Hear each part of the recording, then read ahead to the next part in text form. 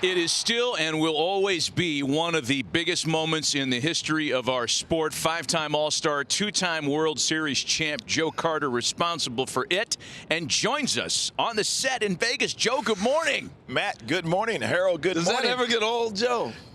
No, it doesn't get old, but you know what? For the first time in 32 years, I was hoping it would end like that this past World Series. Yeah. I was ready to give up my crown. I really was. I was ready to relinquish it. I'd held it 32 years. Man, it was this close. Yeah, it was. This That was close. a heck of a series, It was. man. It was amazing. Absolutely. You played with a lot of teams. We're always going to know you as a Blue Jay. I think Torontonians claim you as one of their own, and you were up there to throw out a ceremonial first pitch during the World Series. Yes, game 2, Cito threw out game 1, and so, I get there, I get on the mound and everything, and, I hadn't thrown in a long time, but Bo said, don't worry, I got you. So it was a little bit outside. Were you worried that Bo's knee was hurting and you might have just knocked him out of the game with your short hop? No, I tell you what, for that young man to play in that World Series and the way he performed, him and George Springer, yeah. I mean that was those are old school guys. Because a lot of these young guys, they don't go back out there and play like we used to. And Harold. Bo had a free agency on the line, Yes. went out there and actually showed what he could do. Joe, your personality is what stands out all the time. I see you jogging around on the home run, but that's Joe Carter. You came out throughout the first pitch, you're throwing your arms in the air. One of our favorites, and I know Matt's all time, is you're a prankster. And people love the Bell prank, but you pull off a lot of stuff. But go ahead and take us through that one again. Oh, man. You're around these guys, 162 ball games. You got spring training back when we played. Spring training was, 2 months? Yeah. So you're around. You're around these guys. You got to have some fun. So I learned from guys like Bert Blyleven. I remember the time when Bert in California, they had the free giveaway, the trip, and he went out there with his suitcase. But with Derek here, we had just clinched against the Tigers in '92, and he has this Jeep. The Jeep probably cost about maybe $10,000, but the sound system was like $50,000. And so I had an idea, and so Cito goes, "Hey, none of you young guys go in the clubhouse after, when the game starts." So I go in there, we get his car, we wax it, shine it all up, and I'm getting ready to start it up and take it onto the field. It wouldn't start.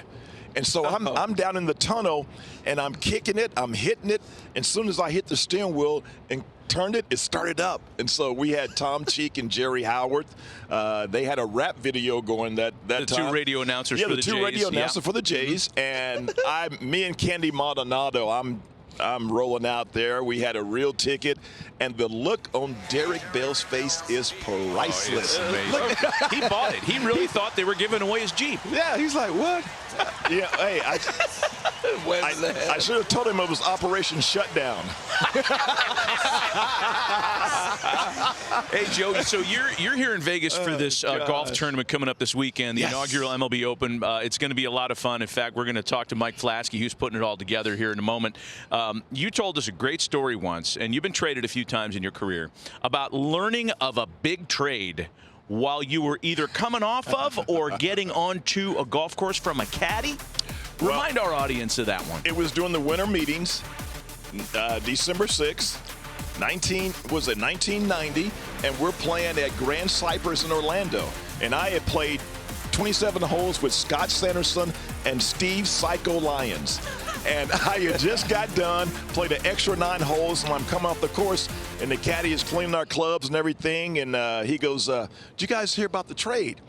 I go, "No." He go, "Oh, man, big trade. Everybody's talking about it." I said, "Well, who got traded?" So my name is on my cart, and he turns around, he looks at the cart, he looks at me. He looks at the card again, looks at me, and he goes, "You haven't heard?" And I said, "No." He said, "Well, I hate to be the one to tell you, but you and Roberto Alomar got traded for Fred McGriff and Tony Fernandez." And I go, "No, that is no way that happened." I could not believe it. Saw Donald Fear, who is our executive. from the owner. I mean, the players, MLB players. Yeah. And so he told me, yeah, it happened. So that was before cell phones. Yeah. So that's how I got notified. Imagine the caddy looks at your card and says, "You are the one that got traded, sir." Wow. And at that time, where'd you go, to Toronto? Was that? Yeah. That was Toronto. At that time, going to Toronto was not like it is today. You were going to play outside in the freezing cold. No. Did they have a dome by then? Yeah, this is 91. This is 1990. The dome came in 89. Yeah, the dome came in 89. Oh, yeah. Okay. No. So you didn't mind that. Could you imagine if you'd got traded to the lake? Ooh. Did you ever get up there when it was playing outside? I never saw X Did you ever positions. play? No, Did you ever play outside? I played at the X, man. Never saw it. It man. was so cold. See, if Harold had played at the X and he had played center field, they never would have saw Harold in center field because the you slope. can't see his slope for football. The slope down. And so the center fielder, you didn't see him. Joe, look at these. You played at Cleveland. Put that list back up there again, folks. You played Cleveland Muni, the mistake at the lake. You got into Skydome when it was brand new and shiny. When you were in Baltimore, Camden Yards was with us, fortunately. But man, I mean, that's quite a.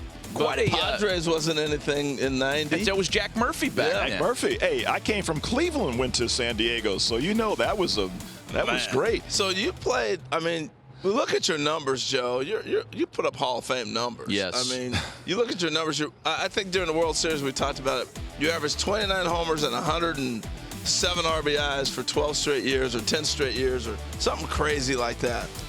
And you played in ballparks where the ball didn't carry. Right. You know, the thing is, Harold, as we get older now, being 65 years old, what are you, 70, 72 now? 75, yeah. I feel that when people mention the name Joe Carter, they forget about the consistency I had with the home runs and RBIs. There was a stat out I didn't even know. Yeah. And they said from 1986 to 1995, I was #1 in home runs and RBIs, in both leagues. But because of the home run, it takes away from what else I accomplished. And so, it's good and bad. If I had to do it all over again, I would do it the same. I remember the first time, Matt, I saw Joe Carter was at the NBC tournament in Wichita, Kansas. Mark Langston, Tony Gwynn, Joe Carter. Is that the one they play? Alvin They play Davis. that into the darkness of night. Yes. They play all night and all morning. No, that's in Alaska. Oh yeah, the Alaska, but also in Wichita, we played all night. Yes. Yeah, all night long they played games. Yeah. It was amazing. Mike Moore. There was a lot of big leaguers that was in that tournament. We had a great team, the Boulder Collegians. I mean, we had Dave Yobbs, Kelvin Torvey. You had Mark Langston, you Tony Gwynn. Al Newman. Yeah, they had a lot of players. We had some players, and I think you played with Fairbanks, didn't you? I was with Fairbanks. Yeah, that was where all the good players went. That's where the famous Harold soundbite comes in. I played with him up in Alaska. Yeah, you did play with some guys up in Alaska. I had some dudes on my team in Alaska. Joe, we need to see more of you, man. We'd love to see more of you on the network. Real quick before we let you go, when did you start golfing? Because it was kind of taboo when you were a player, when we were playing, to golf. And you're really a pretty good player. Wait a minute, it was taboo for you guys? No. Yeah. You were playing all the time, huh? I was playing, Billy Williams, when I first signed, I had the Louisville Slugger contract. And at the time, they were offered me $250 or a set of golf clubs. And Billy Williams said, take the golf clubs. And so that was 1982. So I took the golf clubs. I started playing a little bit. But it wasn't until I retired that I was able to really enhance my game. But telling you what, in Toronto, we go on a road trip, we had 25 bags. Wow. See, we never did that. I played, amazing. and in fact, I hit 3 home runs 5 times in a game. 3 of those times I played golf in the morning. Oh, take that, management. Take that with your no golf policy. Yes. Joe is going to be one of the favorites at the inaugural MLB Open coming up at the end of the week at Shadow Creek. And in fact, you're playing with Ernie Clement. I'm playing with Ernie. That's a fun duo right there. Duo.